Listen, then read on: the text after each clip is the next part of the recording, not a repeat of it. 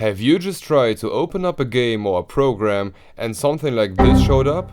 Well, that's called a missing DLL error and sucks because it won't let you start up your program unless you can somehow provide the exact DLL file which is missing to the said program. But don't throw your PC out the window yet, cause we got you covered.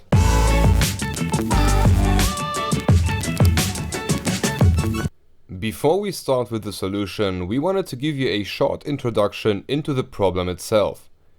Your error message indicates that the program you've opened is trying to use a specific function or functionality of one of the C programming languages. These functions are saved within these DLL files and are stored in a folder somewhere within your Windows. Now what happens if the file that stores the function that your program needs is missing and won't even try to start and just hit you up with an error message?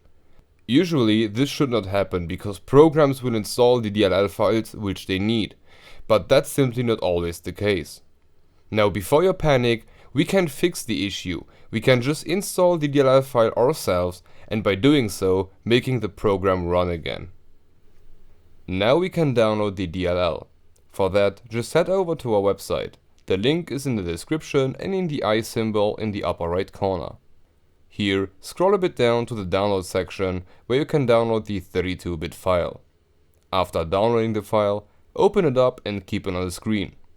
Now we'll need to open up the Explorer and head over to our main PC, then into our C drive and then into the Windows folder.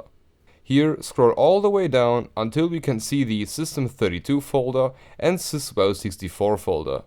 Now for the 32-bit users. You need to drag your file into the System32 folder.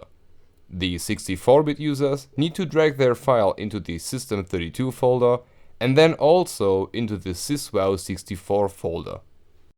Now we can close all these windows, but in order to be sure that the DLL file will be loaded as it should, just restart your PC, just in case. After the restart of your operating system, you should be able to play the game or use the program that you wanted to play or use.